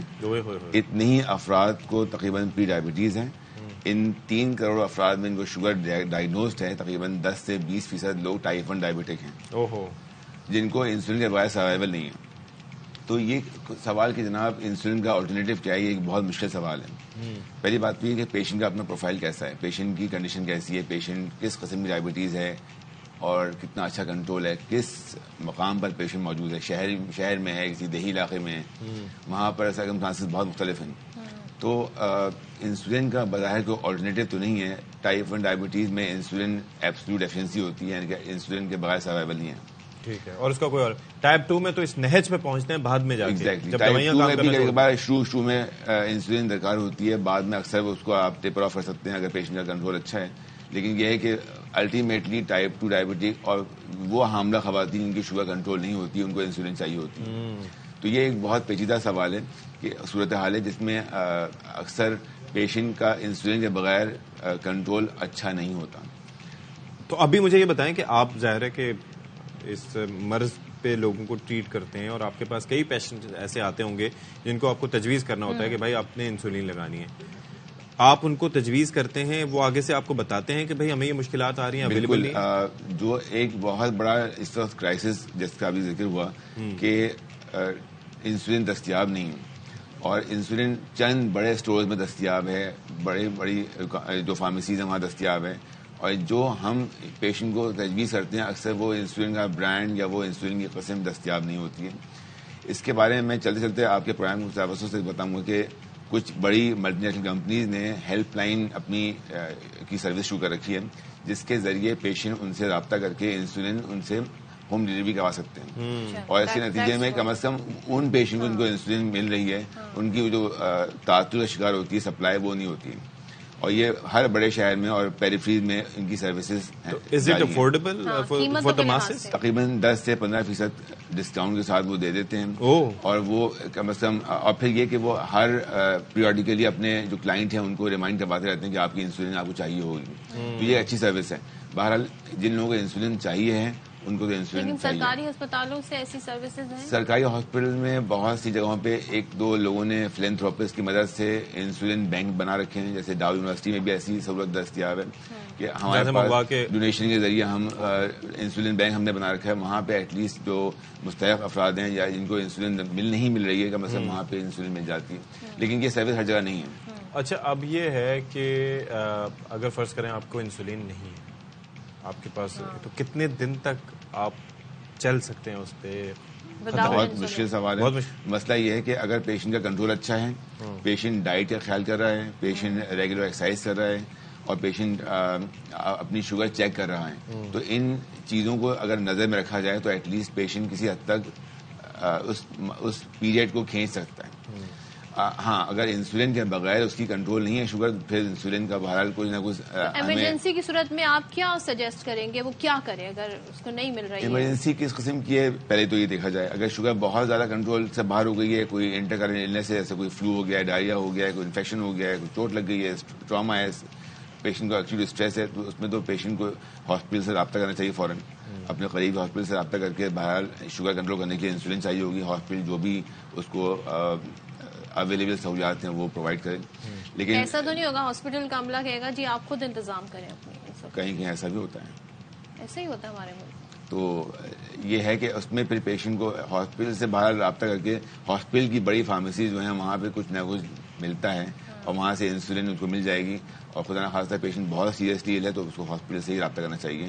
خود سے شوگر کنٹرول کریں، اپنے واٹر انٹیک بڑھائیں، پانی کا استعمال بڑھائیں اور جو بھی انٹرکرنٹ النس جیسے فلو ہے, انفیکشن ہے, تو اس کے لیے ٹریٹمنٹ اپنا کریں تاکہ ایٹ لیسٹ شوگر کنٹرول بھی جا سکے. تو ڈو یو سی کہ یہ مسئلہ حل ہو سکتا ہے اور ہو جائے گا؟ دیکھیں, جو ہیلتھ کیئر پروفیشنل کے حصے میں اگر آپ بات کریں تو ہمارے کرنے کا کام اس میں سے بھی ہے کہ ہم پیشنٹ کو گائیڈ کر سکتے ہیں, لیکن یہ گورنمنٹ لیول پہ کرنے والے کام ہیں. اور جیسے کہ آپ کے پروگرام میں شروع میں آپ نے ان کو آن بورڈ لیا جو ہمارے ساتھی ہیں, میرے خیال سے اس میں گورنمنٹ کا بہت بڑا اسٹیک ہے. اور جیسا کہ سفتی صاحب نے کہا کہ ہر مہذب ملک میں ہیلتھ کیئر فیسلٹیز کو ایک الگ پرائرٹی میں الگ سیکشن رکھا جاتا ہے. میرے خیال سے اس میں ڈاکٹرز کے کرنے کا کام اتنا نہیں ہے جتنا کام گورنمنٹ کرنے کا ہے. اور دوسری چیز یہ ہے کہ it's not just about diabetes. میں یہ بار بار ابھی کہوں کیونکہ وہ توقیر صاحب نے ابھی یہ چیز کی نشاندہی کی کہ یہ ہارٹ پیشنٹس کے لیے وہ ہیپرین کا انہوں نے نام لے رہے تھے, اس طریقے سے پھر ٹی بی کے پیشنٹس کے لیے جو ادویات ہیں وہ بھی نہیں ہے, کینسر پیشنٹس کے لیے بھی ادویات نہیں ہیں, اور انسولین تو ہے ہی نہیں. تو یہ بڑا ایک پریشان کن مرحلہ ہے. اور آئی تھنک گورنمنٹ اگر وہ ای سی سی سے پاس ہو چکا ہے, اگر ڈریپ نے وہ آگے بھیج دیا ہے, تو پھر کیبنٹ کو چاہیے کہ وہ اپروو کرے. اور نگراں سیٹ اپ میں تو یہ چکر بھی نہیں ہے کہ آپ کو عوام کے بیک لیش کا سامنا کرنا پڑے گا. مینج کر سکتے ہیں آپ, ان سے بات کریں کہ پرائز پہ بات کر لیں, لیکن کم از کم چیز کی اویلیبلٹی یقینی بنائیں. آپ کا تو الیکشن اسٹیک پر نہیں ہے نا, جو آپ یہ سوچیں. آپ کو عوام نے کیا کہنا ہے جی؟ اور عوام کی خدمت کرنے ہی سیاستدان آتے ہیں. حکومت کی مقصد یہ ہوتا ہے جی کہ عوام کی جو ڈے ٹو ڈے جو امور ہیں ان کو اسموتھ کیا جائے, ان کو بہتر کیا جائے. اور ظاہر لوگ ٹیکس دیتے ہیں اور آپ نے لوگوں کو سرو کرنا ہے, لیکن اس کے بدلے عوام جو ہیں وہ کن پریشانی کا شکار ہے, اس سے آپ اندازہ لگا لیں کہ جان لیوا جو ادویات ہیں وہی میسر نہیں ہے, انسولین میسر نہیں ہے. تو پھر لوگ کیا کریں, اور جب یہ پرائز میسر نہیں ہوتی تو پھر جہاں پر ہوتی ہیں وہ انہیں زیادہ پرائز پہ بیچتے ہیں. تو یہ ایک الگ مافیا جی اس حوالے سے سرگرم ہو جاتا ہے. تھینک یو سو مچ سید محمد حسن صاحب, آپ نے کافی معلومات دی اس حوالے سے. لیکن اصل چیز یہ ہے کہ کچھ از ویری رائٹ کہ he can only guide people, ان کو پرسکرائب کر سکتے ہیں, ان کو بتا سکتے ہیں کہ زندگی کس طریقے سے جینی ہے. لیکن اگر ادویات کی ضرورت ہو اور کوئی چیز حتمی طور پر آپ کو چاہیے ہی, تو وہ انشور کرنا گورنمنٹ کا کام ہے. اور گورنمنٹ اتنا ہی کر لے کہ جو ایمرجنسی نمبر ہیں جہاں پر اویلیبل ہیں وہی کہیں پر ان کے ایڈ دے دے لوگوں کی پبلک سروس اویئرنیس کے لیے. تو یہ بڑا امپورٹنٹ ہے اس وقت. اچھا, خبر ہمارے پاس ہے وہ شیئر کر لیتے ہیں کہ اسلام آباد کے 0 پوائنٹ پر پل سے نوجوان کی لٹکتی ہوئی لاش ملی ہے, اور پولیس کا موقف بھی سامنے آ گیا ہے کہ کیا ہے, ذرا ذوالقرنین سے جان لیتے ہیں. جی ذوالقرنین بتائیے گا اس کے متعلق. جی بالکل, کیونکہ اسلام آباد میں بھی صبح شدید دھند تھی, تو اس کے باعث وہاں سے جو گزرنے والے لوگ ہیں انہوں نے دیکھا کہ ایک لاش جو ہے وہ 0 پوائنٹ پل کے قریب لٹکی ہوئی ہے. ابتدائی طور پر تو پولیس کا یہ کہنا ہے کہ معاملہ خودکشی کا ہے, لیکن یہ چیک کیا جا رہا ہے کہ یہ واقعی خودکشی ہے یا پھر قتل کیا گیا ہے, کہ اس کو مار کر اس کی لاش جو ہے وہ لٹکائی گئی ہے. لاش کو اتار لیا گیا ہے اور پولیس اس حوالے سے تحقیقات کر رہی ہے. ابھی تک تو اطلاعات ملی ہیں کہ یہ مردان کے رہائشی ہے, عمر شام اس کا نام ہے. اب مزید جو تحقیقات کی جا رہی ہے کہ یہ کس وقت جو ہے یہاں پر آیا ہے یا اس کو لٹکایا گیا ہے, اس حوالے سے پولیس ابھی انویسٹیگیشن کر رہی ہے. تھینک یو سو مچ. اچھا جی, اسموگ کی بات کر لیتے ہیں جس نے بھی لوگوں کی پریشانیوں میں یوں اضافہ کیا ہے کہ ظاہر صحت متاثر ہو رہی ہے. اور ہم نے پنجاب میں دیکھا کہ ٹیمپرری کچھ میجر تو لیے گئے, لیکن اس کا دیر پا حل کیا ہے, کیونکہ اس سے کمبیٹ کرنا ہے. ہمارے یہاں تو صرف فائر فائٹنگ کی جاتی ہے نا, سوچا نہیں جاتا کہ لانگ ٹرم پلاننگ, کیونکہ اس کے اوپر پیسہ بھی لگتا ہے اور ایک ٹائم لگتا ہے. آج ایک دم پھل نہیں آتا, اس کا ثمر نہیں آتا. اب ہو یہ رہا ہے کہ پہلے لاہور تک سلسلہ محدود تھا, اب آزاد کشمیر بھی صورتحال یہ ہے کہ مظفر آباد سمیت 10 سے زائد اضلاع ایسے ہیں کہ وہاں پر فضا زہریلی ہو چکی ہے. شہریوں کو مختلف مسائل کا سامنا ہے, اور پھر یہ ہے کہ اسموگ کے باعث لوگوں کو پریشانی کا سامنا ہے. اچھا, ایک چکر یہ ہے کہ آنکھوں کے امراض الگ ہو رہے ہیں, پھیپھڑوں کے امراض الگ ہو رہے ہیں, کھانسی وغیرہ الگ ہو رہی ہے, اور لانگ ٹرم جو ہے وہ اچھا اب اس کو تیزابی اسموگ قرار دے رہی ہے, ایسیڈک ہو گئی ہے. یہ آزاد کشمیر کی بات کریں, ان کا کہنا یہ کہ جی ہوا میں جو کثافت ہے, جو ڈینسٹی ہے, اس کا 2.5% سے تجاوز کر گئی ہے, اور عالمی ادارہ صحت کی جانب سے یہ مقرر کردہ حد سے کہیں زیادہ ہے. دس از الارمنگ, اور یہ بڑا ایک الارمنگ صورتحال یہاں پر ہو گئی ہے. کیونکہ دیکھیں جی, یہ ہم جو یہ بیسکلی ہوتا یہ ہے کہ وہ کہا جاتا ہے کہ یہ جو پارٹیکولر میٹر ہوتے ہیں نا اس کے اندر, جس کو فائن پارٹیکولر میٹر, وہ 2.5 اس کو ٹرم کیا جاتا ہے. وہ بیسکلی ان کا یہ ہوتا ہے ان کے وہ 2.5 مائکرون سے نیچے ہوتے ہیں, یعنی کہ وہ آپ کے سانس میں بآسانی جا سکتے ہیں اور طرح طرح کے امراض پیدا کرنے کا باعث بنتے ہیں. اور آپ یہ سوچئے کہ یہ آپ کی زندگیوں کو کم کر رہے ہیں, یہ ایک لانگ ٹرم النس آپ کے اندر پیدا کر رہے ہیں. آپ کے پیٹ میں جا کے, آپ کے پھیپھڑوں میں جا کر یہ بیٹھتے جا رہے ہیں, یہ اجزاء آپ کی آنکھوں میں جا رہے ہیں. تو یہ کس طریقے سے آپ کی زندگیوں کو برباد کر رہے ہیں آہستہ آہستہ. اچھا, یہ سوال ایک بڑا اہم ہے کہ ہم ایشو اٹھاتے ہیں جی کہ اس کا حل کیا ہے, اس کے لیے کیا جائے. کچھ ممالک ایسے ہیں, چائنا کی اگر ہم مثال لیں, جنہوں نے باقاعدہ طور پہ اس سے کامبیٹ بھی کیا ہے. اور چائنا میں جی یہ کہا جا رہا ہے, وہ یہ ہمیں بتاتے ہیں چائنیز, کہ جناب کچھ فاصلے پر جی چین کی سرحد لگتی ہے, جہاں سے بڑے تجارتی مرکز بیجنگ کو بھی گزشتہ کئی برسوں سے خطرناک اسموگ کا سامنا رہا. ہر سال کی طرح جیسے کہ ہم آپ کو دلی اور لاہور کا اور کراچی کا بتا رہے ہوتے ہیں, وہاں پر بھی ایسے ہی کچھ نمبر سامنے آتے تھے. لیکن اب بیجنگ میں حالات کافی بہتر ہیں. کیا انہوں نے, ان کے جو ماحولیاتی ماہرین ہیں اور چینی حکومت ہے, انہوں نے جی اس کا ایک حل نکالا. اور وہ حل کیا تھا, یعنی انہوں نے اسموگ کے جو کہنا چاہیے افریت ہے, اس سے کامبیٹ کیسے کیا اور کتنے عرصے میں کیا, اس کے لیے آپ کو ایک رپورٹ دکھاتے ہیں. ہر منظر دھندلا, فضا زہر آلود, شہریوں کا سانس لینا محال, ہر طرف خطرناک بیماریوں کا جال. کچھ عرصہ پہلے بیجنگ کا بھی تھا یہی حال, لیکن اب بدل چکی ہے صورتحال. گزشتہ ایک دہائی کی بات کریں تو دنیا کے گنجان آباد شہروں میں فضائی آلودگی سنگین سے سنگین شکل اختیار کرتی جا رہی ہے, اور کئی ایشیائی ممالک اس کی زد میں آ چکے ہیں. بھارت کا نئی دہلی اور پاکستان کا لاہور اب بھی اسموگ کے نشانے پر ہیں. تاہم ایئر پوکیلیپس کے نام سے جانا جانے والا بیجنگ اس خطرناک اور پیچیدہ مسئلے پر بہت حد تک قابو پا چکا ہے. بیجنگ نے تقریباً 10 سال قبل اسموگ کے خلاف جنگ کا آغاز کیا. فضا کو زہریلے ذرات سے پاک کرنے کے لیے کمانڈ اینڈ کنٹرول نظام مرتب کیا اور ایکشن پلان بنایا. سب سے پہلے کوئلے کے استعمال پر مکمل پابندی لگائی. فیکٹریوں, کمرشل اور رہائشی عمارتوں میں کوئلے سے چلنے والے ہیٹنگ سسٹم کو بند کیا. آلودگی پھیلانے والی تمام ٹرانسپورٹ کا خاتمہ کیا. پیٹرول اور ڈیزل ٹرکوں اور گاڑیوں کی جگہ ہائیبرڈ اور الیکٹرک وہیکلز کو فروغ دیا. شہریوں کو مختصر سفر کے لیے سائیکلیں استعمال کرنے کی ترغیب دی. بیجنگ نے ہوا کے معیار کو بہتر بنانے کے لیے نہ صرف سخت محنت اور منظم جدوجہد کی, بلکہ فضائی آلودگی سے نمٹنے کے لیے بجٹ میں بھی کئی بلین ڈالرز کا اضافہ کیا. یونیورسٹی آف شکاگو کے انرجی پولوشن انسٹیٹیوٹ کے مطابق بیجنگ کے تمام تر اقدامات کے نتیجے میں فضائی آلودگی میں تقریباً 50% تک کمی آئی ہے. دوسری جانب بھارت نے بھی اسموگ کی روک تھام کے لیے اینٹی اسموگ گن, اسموگ ٹاورز اور مصنوعی بارش کا استعمال کیا. تاہم اب تک خاطر خواہ نتائج برآمد نہیں ہوئے. اب یہ دیکھیں ارینجمنٹ. اچھا, پھر اس کے بعد چائنیز ایکسپرٹس یہ بھی کہتے ہیں کہ یہ جو بھارت کے جو کوئلے کے پلانٹ ہیں نا, ان کی وجہ سے پاکستان میں ساری صورتحال جو ہے وہ خراب ہو رہی ہے, اسموگ ہو رہی ہے. اور چینی ماہرین ماحولیات کی تازہ ترین رپورٹ کے مطابق نامیاتی اور غیر نامیاتی ایندھن کا استعمال جو ہو رہا ہے, اس کی وجہ سے زیادہ نمی, گرد و غبار اور گھروں میں چلنے والی گیس بھی اسموگ کے اسباب میں شامل ہے. بھارت کے کوئلے کے پلانٹ سے آنے والے ذرات پاکستانی فضا کو زہر آلود کر رہے ہیں. اور لاہور میں چینی قونصل جنرل نے نگراں وزیر اعلیٰ پنجاب سے ملاقات کی اور پھر اسموگ کے سدباب کے لیے مؤثر اقدامات کو سراہا بھی ہے. اور وہ یہ کہتے ہیں کہ یہ مسئلہ حل ہونے میں آسان نہیں ہے, اس میں ٹائم لگے گا. چین کو بھی تقریباً 8 سے 10 سال لگے انہیں. اچھا جی, اب ایک اور خبر ہے اسی سے جڑی. یہ جو دھند, اسموگ, فوگ سارا کچھ چل رہا ہے, اس کی وجہ سے ملک بھر کی 21 پروازیں منسوخ کر دی گئی ہیں. 7 متبادل ایئرپورٹس منتقل کر دی گئی ہیں. اچھا, کون کون سی ہیں ذرا بتا دیتے ہیں. بلکہ صلاح ہمارے ساتھ موجود ہیں, ہاں ان سے پوچھ لیتے ہیں. صلاح الدین بتائیے گا جی, کتنی پروازیں متاثر ہوئی ہیں؟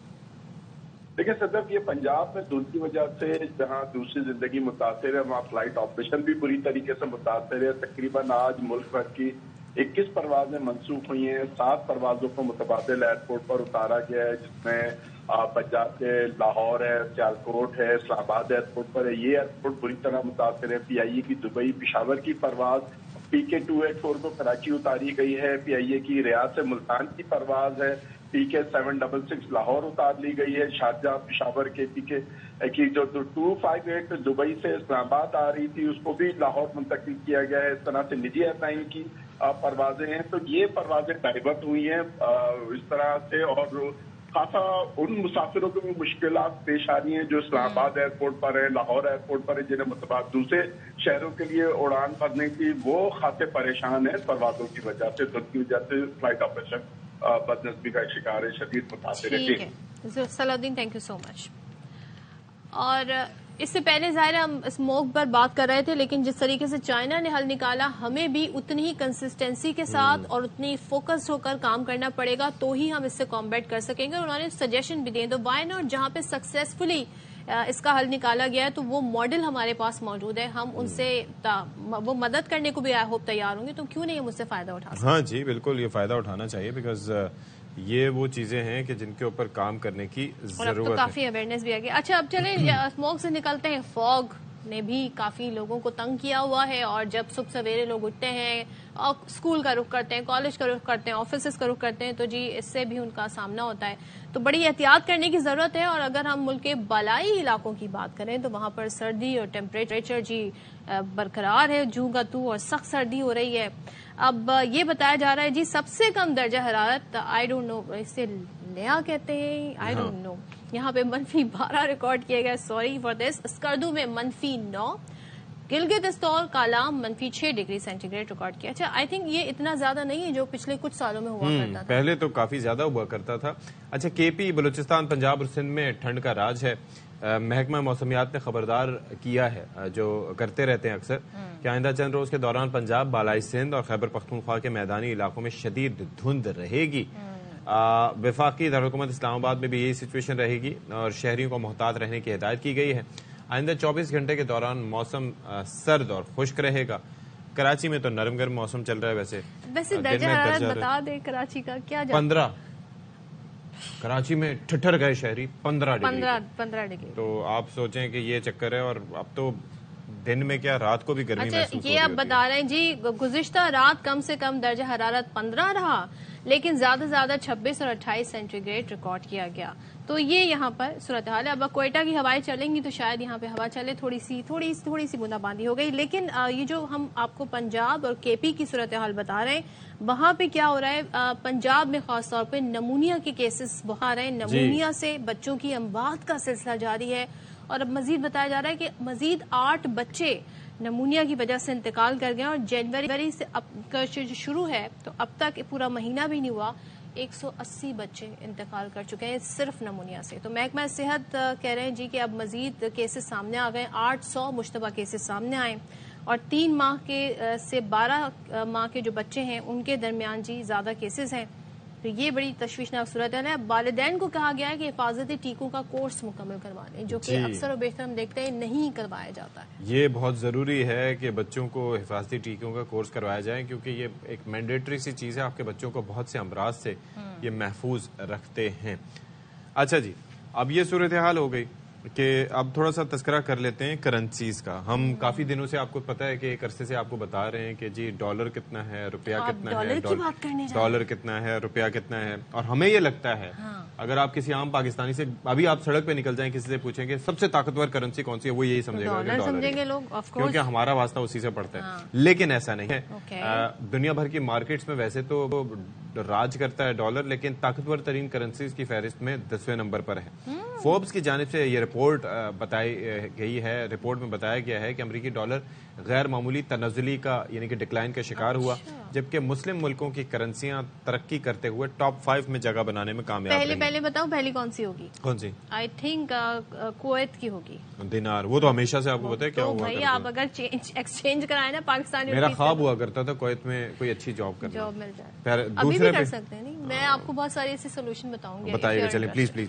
دوسرے پہ بحرینی دینار, تیسرے پر امانی ریال, اردنی دینار کی پوزیشن چوتھی رہی. 5ویں نمبر پر جبرالٹر کا پاؤنڈ, اس کا نام میں پہلی دفعہ سن رہا ہوں. برطانوی پاؤنڈ کا 6واں نمبر ہے, اور کیمن آئیلینڈ ڈالر 7ویں, یہ بھی پہلی دفعہ. سوئس فرینک 8ویں نمبر پر ہے. یورو 9ویں نمبر پر رہا. اچھا یہ دیکھیں یورو اور یہ پاس ہی ہیں ڈالر.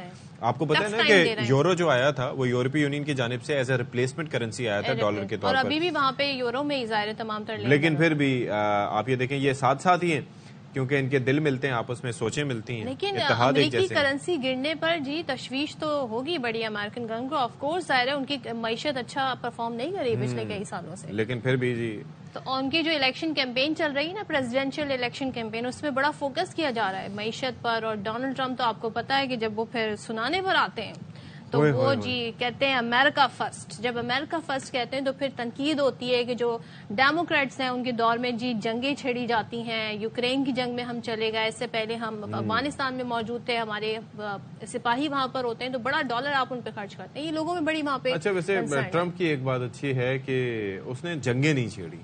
ریپبلکنز ہمیشہ یہی کرتے ہیں, ریپبلکنز اور خاص طور پر کہ یہ پالیسی ڈفرینٹ ہے. چلے جی ول ٹیک ا وقفہ ہیئر, وقفے کے بعد حاضری دیں گے.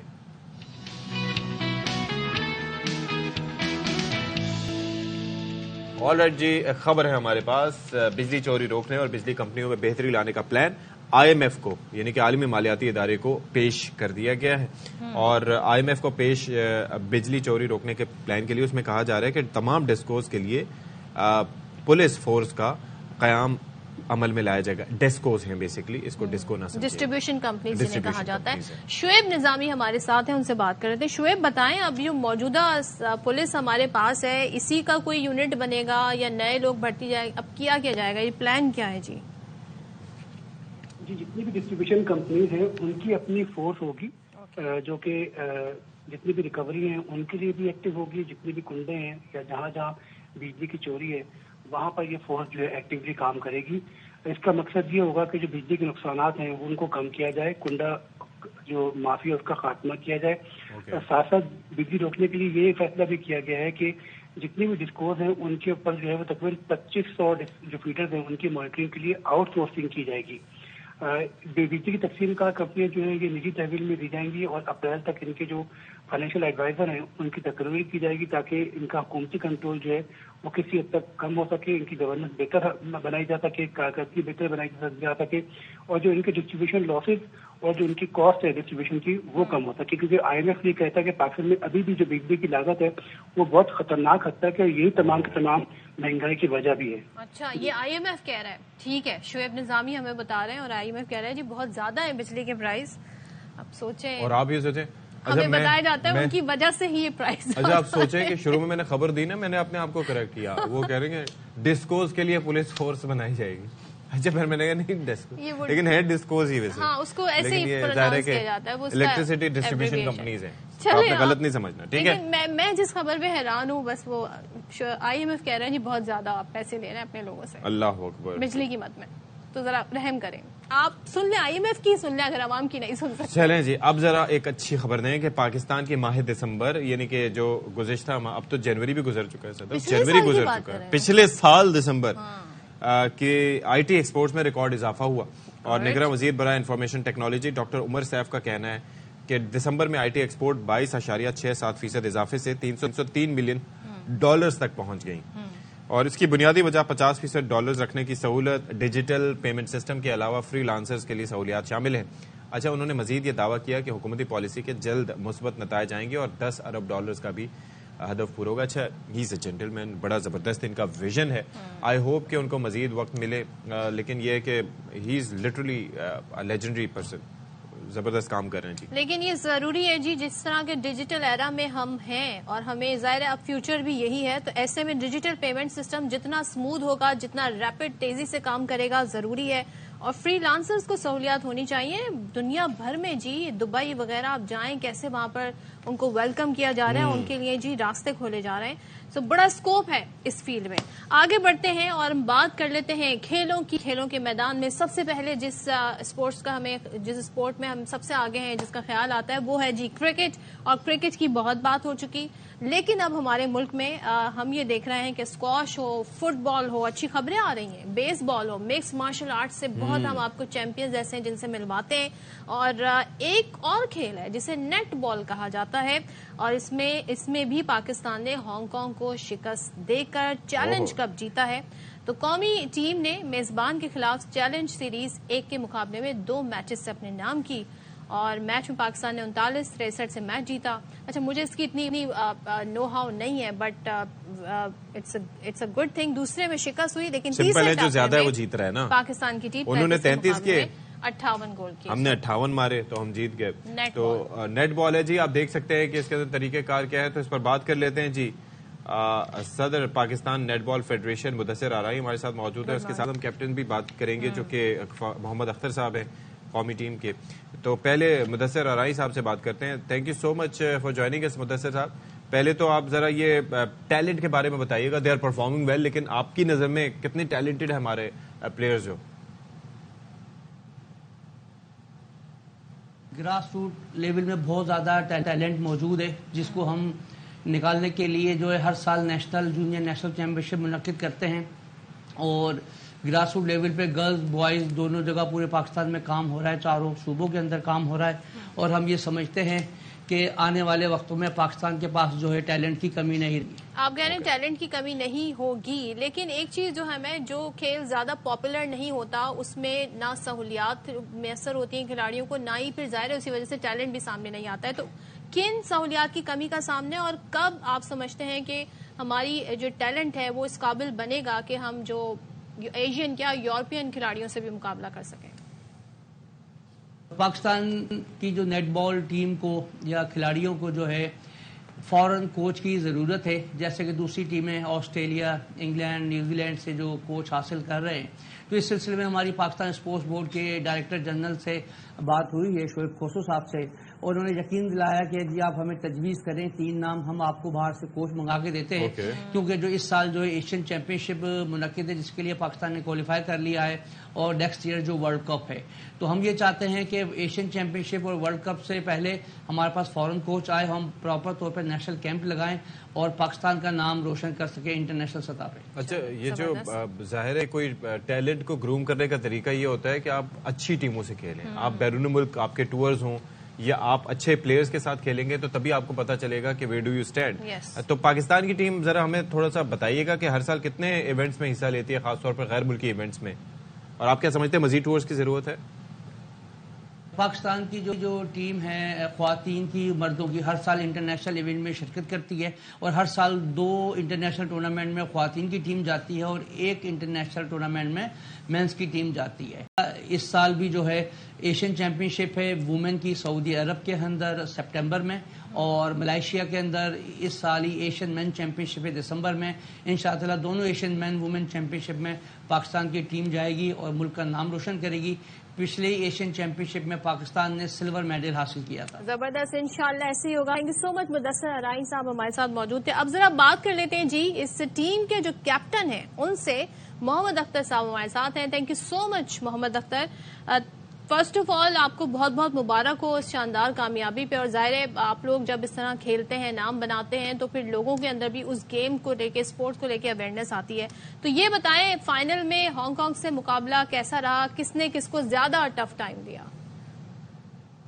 پہلے جو ہم میچ جیت گئے تھے اور دوسرا میچ ہانگ کانگ جیت گئی تھی, اور اس کے بعد جو فائنل مقابلہ تھا بہت ٹف تھا, اور اس میں یہی ہماری کوشش تھی کہ ہم بالکل اپنا جو فائنل ہے نا اس کو زور لگا کے کھیلیں گے, اور انشاءاللہ سب لڑکوں نے بہت محنت کی. بہت اچھا مقابلہ تھا ان کے ساتھ. پہلے کوارٹر میں اور دوسرے کوارٹر میں میچ برابر چل رہا تھا 1-2 کی لیڈ پہ, اور اس کے بعد جب لاسٹ میں ہم نے پوری محنت کی اور اپنا پورا جو کوچز نے ہمیں ٹپس دیے تھے وہ استعمال کیا اور ہم نے 1 سائڈ میچ کر دیا اور ہم جیت گئے. اچھا کن کن ٹیموں سے ویسے آپ کے مقابلے ہوئے اور سب سے مشکل حریف کون سی ٹیم تھی؟ یہ 2 ہی ٹیم تھی. چیلنج کپ ہو رہا تھا پاکستان اور ہانگ کانگ کا, تو ہانگ کانگ کی ٹیم بہت اچھی تھی. ان کے کوچز جو آسٹریلیا سے آئے ہوئے تھے انہوں نے بہت ٹف ٹائم دیا ہمیں, لیکن الحمدللہ کہ ہم پاکستان کی جو ٹیم تھی لڑکے بہت ہی پرجوش تھے, اور انہوں نے جیسے کہ ہم ایشین چیمپئن شپ کی تیاری کے لیے چیلنج کپ کھیل رہے ہیں تو لڑکوں نے محنت کی اور اللہ پاک نے اس کا صلہ دیا اور ہم نے یہ ٹورنامنٹ ون کیا. اچھا تو اب ظاہر کم بیک کے بعد اب where do we stand now? اب اس میچ کو جیتنے کے بعد پاکستان نے کیا کسی بڑے ایونٹ کے لیے کوالیفائی کیا ہے؟ الحمدللہ پاکستان ایشین چیمپئن شپ میں پہلے سلور میڈل پہ, اور ورلڈ کپ کے لیے ہم نے کوالیفائی کیا ہوا ہے. ایشین چیمپئن شپ ہوگی اسی سال میں, اور آسٹریلیا میں वर्ल्ड कप होगा, तो इसके लिए हमने पहले क्वालिफाई किया हुआ है, जो इंशाल्लाह अगर हम ऐसी मेहनत करते रहे, पाकिस्तान स्पोर्ट्स बोर्ड और नेटबॉल पाकिस्तान नेटबॉल फेडरेशन के तामन से अगर कैंप लगते रहे, जितने ज्यादा मैचेस मिलेंगे इंशाल्लाह पाकिस्तान वर्ल्ड कप में मेडल लेके आएगा इंशाल्लाह पाकिस्तान। तो फैसिलिटीज के हवाले से हमें जरा बताइएगा कि जो सहूलियात वगैरह होती हैं वो पाकिस्तान में दरकार है, मौजूद है, दस्तयाब हैं या दरकार है आपको? जी बिल्कुल, बड़े इवेंट के लिए हमें बाहर से कोच, फॉरेन कोच जो उसकी जरूरत है। जैसे हर टीम के पास फॉरेन कोच हैं, ऑस्ट्रेलियन कोच हैं, तो अगर पाकिस्तान को भी प्रोवाइड किया जाए कोच, तो इंशाल्लाह पाकिस्तान किसी भी इवेंट में, कॉमनवेल्थ में, एशियन गेम्स में और वर्ल्ड कप में गोल्ड मेडल लेके आ सकता है इंशाल्लाह। चलें जी, दिस इज ग्रेट। अच्छा, ये कोच होना तो बड़ी बेसिक चीज होती है, लाइक इसके बिना कैसे आप जी अपनी टीम बना सकते हैं, लेकिन ये अलमिया है। और मगर हेड्स ऑफ टू देम के कोच से फर्क पड़ता है। अच्छा कोच हो, देखिए आपकी लाइफ में मेंटोर कोच का होना बहुत जरूरी है। फर्क पड़ता है गाइडेंस। आप मुझे मालूम है किस डायरेक्शन बात कर रहे हैं। ऑस्ट्रेलिया में 3-0 क्रिकेट की बात कर रहे हैं। क्रिकेट में हम खुद ही इतने न्यूजीलैंड में 4-1 सेल्फ रिलायंस हमने कर लिया है, तो हम कहते हैं हमें कोच की क्या जरूरत है। उस पे यह हाल है। ब्रेक लेते हैं, ब्रेक के बाद आता है।